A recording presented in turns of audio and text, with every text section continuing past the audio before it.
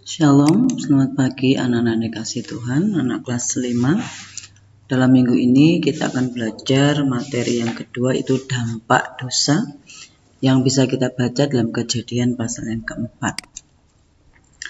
Ya, sebelum kita belajar, saya berharap anak-anak hari ini dalam keadaan baik, tidak kekurangan sesuatu apapun ya, tetap sehat dan tetap semangat. Dan sebelum kita belajar, mari kita akan berdoa terlebih dahulu. Bapa, terima kasih untuk kasih-Mu. Hari ini kami bisa belajar kembali. Kami mohon pimpinan-Mu ya Tuhan, dalam nama Yesus, amin. Oke. Anak dikasih Tuhan, pada materi yang pertama kita telah belajar mengapa manusia berdosa. Mengapa manusia bisa berdosa? Karena manusia lebih taat kepada iblis, menuruti kehendak iblis atau kehendak pribadinya daripada kehendak Tuhan. Itulah yang menyebabkan manusia jatuh dalam dosa. Dan ketika manusia jatuh ke dalam dosa, dalam Kejadian pasal 3 kemarin dari kisah Adam dan Hawa, kemudian dampak dosa bagi Adam dan Hawa, yaitu mereka diusir dari Taman Eden. Lalu mereka sengsara, ya mereka harus bekerja, ya, dan itu dampaknya. Dan mereka putus hubungan dengan Tuhan, artinya mereka tidak dapat lagi berhubungan dengan Tuhan, mati rohani, ya, tidak dapat berhubungan dengan Tuhan. Dan dosa itu sangat merugikan bagi kita, bagi manusia. Dan sekarang, apakah dosa itu? Dosa adalah pelanggaran terhadap hukum Allah, terhadap firman Tuhan. Kemarin kita belajar dampak dosa dari kisah Kain dan Habel, di mana Adam dan Hawa punya dua orang anak yang bernama Kain dan Habel.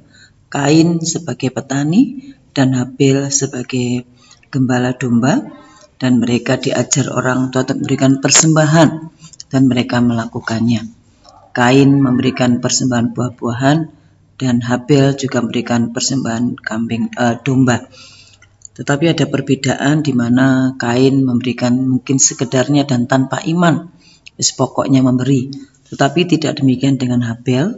Habel memberi yang terbaik dan dengan iman dia percaya bahwa Tuhan menerima persembahannya, sehingga yang diterima oleh Tuhan persembahan daripada Habel.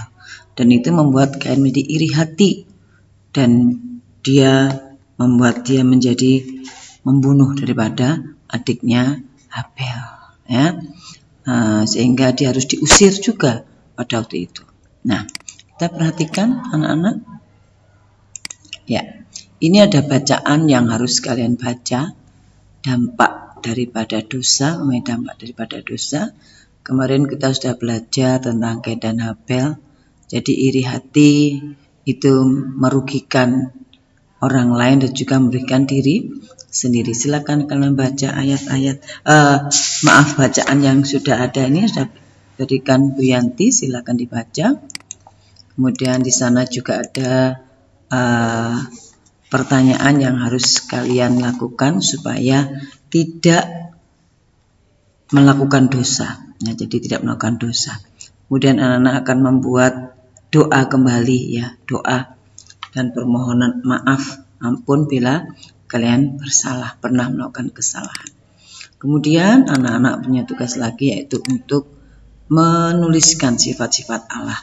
Bagaimana keadaan manusia ketika jatuh dalam dosa? Manusia tidak bisa menyelesaikan dosanya. Demikian juga dengan Kain, dia tidak bisa mengembalikan Habel hidup kembali. Dan akhirnya Kain, bukan berarti Allah tidak mengasihi, tapi Allah mengasihi Kain supaya tidak berbuat dosa lagi. Dia harus memberikan hukuman. Jadi kasih itu tidak hanya mengampuni, tetapi juga memberikan satu pelajaran. Anak-anak, sifat-sifat Allah itu sangat mengasihi kita. Allah itu juga adil, ya.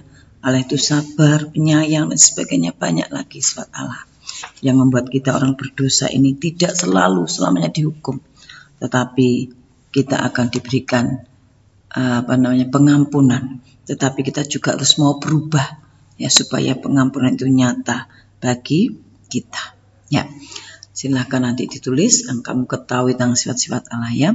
Kemudian dan saya berharap anak-anak bisa menjawab, dan minggu depan kita akan masuk ulangan, nanti Senin ini libur, ya, 17, Senin 24 kita akan ulangan, dan kita akan belajar menyanyi di muka Tuhan Yesus nanti akan berikan untuk anak-anak. Oke anak-anak, selamat belajar, tetap semangat, dan jaga kesehatan selalu ya.